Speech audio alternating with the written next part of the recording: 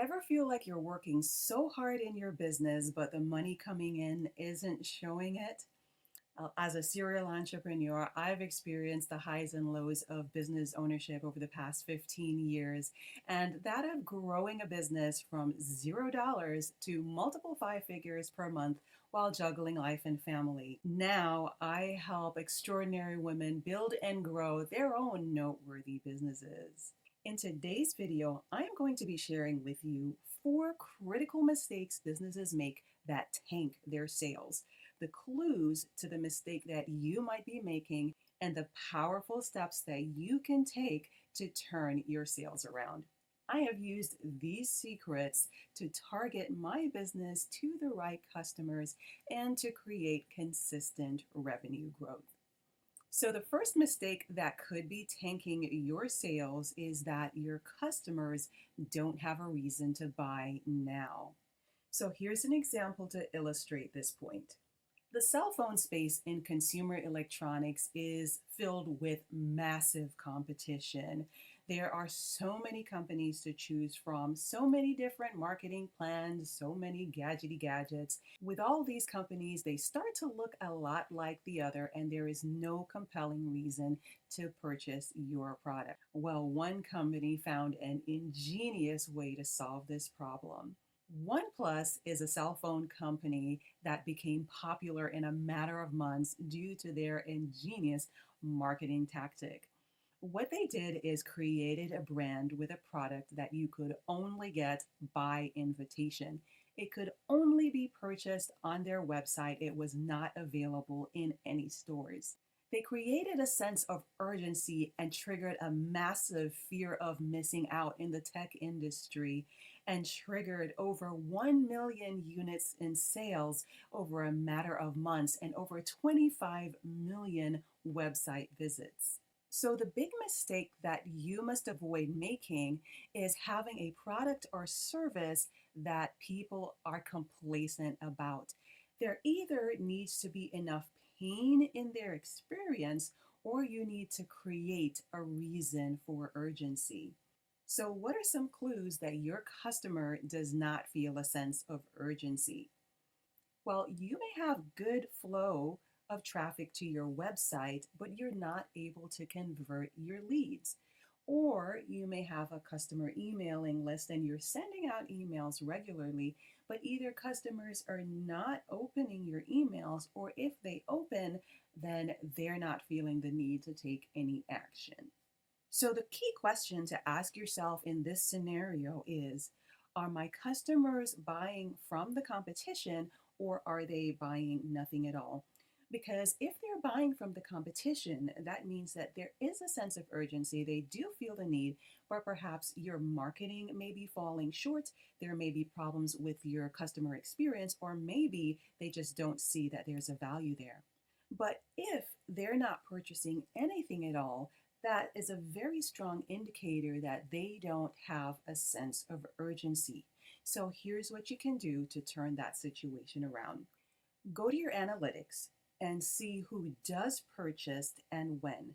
Drill down into that to find out how you may be able to tweak your marketing to reach the right customers. The other step that you can take is perhaps you're not reaching your customer at the right time. For example, if I'm selling anti wrinkle cream, it might not be a great idea to try and market anti wrinkle cream to 20-year-olds. But if I market to an older demographic over 40, then I should see a shift and uptick in my sales, because at this point, my customer base has a sense of urgency and a need for my product. The next thing that you can do is to create a reason to buy.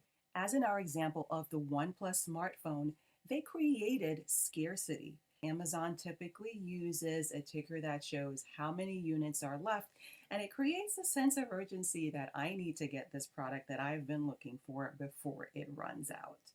Another action step that you could take is to lower the barrier to entry. If you have a product that's a higher ticker price, you could create an installment payment program. This makes it more affordable and perhaps give people an incentive to want to buy now. So even if your product isn't scarce, your offer can be. So if this is the type of content that you would like to see, give this video a thumbs up and subscribe. The second mistake that could be tanking your sales is that you're targeting the wrong customer. So here's an example to illustrate this point. IBM is one of those companies that's been on the Fortune 500 list for more than half a century. But in the early 90s, they almost went out of business, losing $5 billion, more than any American company had ever lost to date, as companies such as Dell, Apple, and Gateway came into the marketplace and started to garner customer attention. New CEO Lou Gerstner came in and shook things up, changing IBM's marketing strategy from going to consumers and now going to businesses. They started doing things like making mainframes, doing business services, and creating software. This was enough to turn the company around, and by 2015, IBM made over $81 billion. So the big mistake that you must avoid is selling to the wrong customer. Even if your business starts out on the right foot, the market can shift. So you must keep your finger on the pulse of the consumer and be ready to shift when the market changes. So what are some clues that you're selling to the wrong customer? Bad customer reviews, complaints about pricing, they're not understanding the product. These are indications that your customer is not finding that your product has met their need. The audience may be unsubscribing from your emails, or the sales cycle may be just too long. It's taking too much to convince your customer to buy your product. So here are the key questions that you need to ask. What other products and services do my customers purchase? And are they willing and able to purchase my product? Because you may have a case where the customer is willing but unable to purchase your product because of its price point. But if you target your market properly to a demographic with a higher income, then you may see that uptick in sales. Here are the actions you need to take. Make sure that everyone on your team is crystal clear about who your ideal customer is, their ideal avatar. For example, if you're selling vegan goods, who are you targeting? Are you targeting suburban moms with vegan snacks, or are you targeting off-grid dwellers? Make sure that everyone on your team comes up with the same answer to that question. Do a better job of qualifying your leads. Ask the right questions. Are they in the right demographics with geography, income, education, and interests? Here, regular surveys are key. Surveys can go on your website. They can be part of the questions that you ask after a customer service call. It can be a post-purchase pop-up questionnaire. Surveys are vital so that you know what your customer is thinking. The third common mistake that may be killing your sales is that your customers don't see you. And I don't mean that they don't see you when they drive by and see your location. I mean that they don't see you. It doesn't trigger a memory, a recall for them. It takes multiple exposures before someone is ready to purchase your product or service. This is called the effective frequency, and it can be anywhere between 7 to 20 exposures. You need to make sure that you come before your customer in a frequency that allows them to recall your product and service, so that when they have that need, if that need isn't now, you are top of mind. You need to be sure that your message is getting through the clutter of ads so that your customer sees you again and again and again. To find that sweet spot, Now, that can differ depending on whether you're a digital company, whether you are looking in digital media or radio. So, that sweet spot can vary depending on the platform you are using for your marketing. Facebook conducted an important study in 2016 that illustrates the importance of frequency and timing in getting sales. They conducted this survey to understand the impact of frequency on breakthrough recall and purchase behavior. They had a reach of over 4.5 million users, 11 brands, and conducted the survey over 3 to 4 weeks. They looked at the controls, low, medium, and high frequency. So, what they found was it was possible to capture up to 80% of the total potential brand lift in ad recall with just one exposure per week. And what that means is people remember the brand, but you needed a higher frequency for people to be willing to purchase.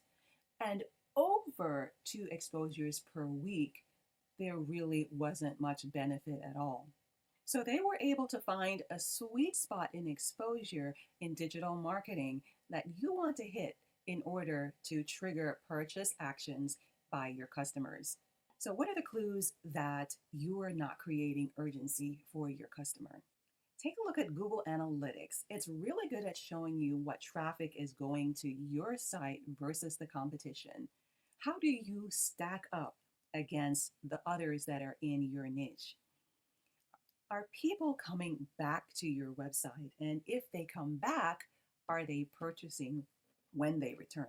These are the types of things that you want to keep an eye on. These are key performance indicators for your business.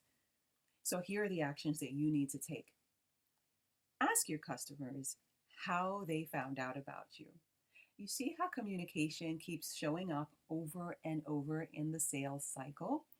This will help you identify which sales and marketing channels are the most effective. Build an email list. You have got to build an email list. I cannot overemphasize this.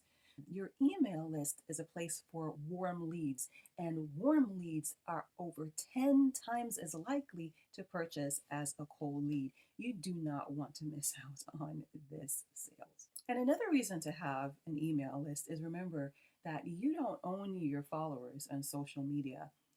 They can close your account and wipe it clean, and you lose your followers. So having that insurance of an email list means that you can still reach your followers and bring them back to your new channels that you establish. And here's a great way to make sure that your customers see you is to create multiple touch points for your customers. Even if you are a digital company, you need to have offline ways to bring people to your website and offline avenues for them to see and know who you are. This can include things like web ads, targeting specific events for your niche. So if I'm an antique seller online, I need to make sure that I am attending local county antique shows and regional antique shows so that I get the exposure and multiple ways for potential customers to see and know who I am. Brand ambassadors and cross promotion are also great ways to reach your customer, and they don't even have to be expensive ways.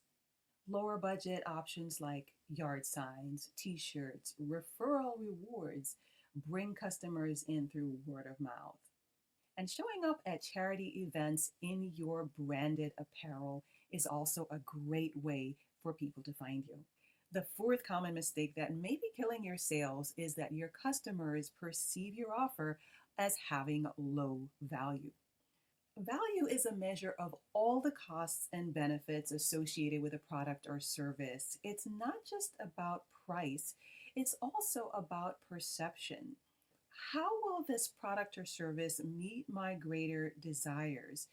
Things like beauty, wellness, likability, or even relationship. And value can encompass a number of factors. How much effort does a customer need to put in? What's the hurdle to get what they want? Do they like my public image? How innovative are my products? And what service do I offer? Now, here's a big clue that your customers are not finding value. If your dream clients are turning you down based on price, that's a pretty good indicator that they're not seeing the value in your product or service. Key questions to ask: do I have repeat business? Are customers coming back for my next offering? Or have I even measured value? And chances are, if you have not deliberately thought about value, measuring it, and seeking that data, then you're probably missing the mark. Now, here's how you can turn this around: communication, again and again. Communication with your customers, asking them, how can I improve my product or service? Or how have we helped you achieve your desired outcome? And here is one tip that I highly recommend: make sure your customer experience is your top priority and give the customer more than they expected. Surprise and delight. Companies like Ritz Carlton and Disney know exactly how to do this well because they understand that they're offering more. Disney is offering more than just a carousel ride that you can get at any local fair. They understand that they are selling a dream. They are selling princess dreams and superhero dreams. Ritz Carlton understands that they are offering more than just a bed and a roof over your head for the night. They are offering the dream of an incredible anniversary vacation or family getaway. Cater to your customers' dreams. This is a way that I have personally created raving customers that come back for additional services, giving them more than they expected. Offer proof of your claims by testimonials, showing other customers who have been satisfied and happy with your product. Read customer reviews, including the negative ones. There's a lot of great information that you can find right there. Listen to your employees because they're in front of the customer on a daily basis, and focus on helping rather than selling. If you'd like a deeper discussion on creating value for your customers, let me know in the comments below. So these are the most common mistakes that are killing your sales. Take a look at this next video for more great business tips.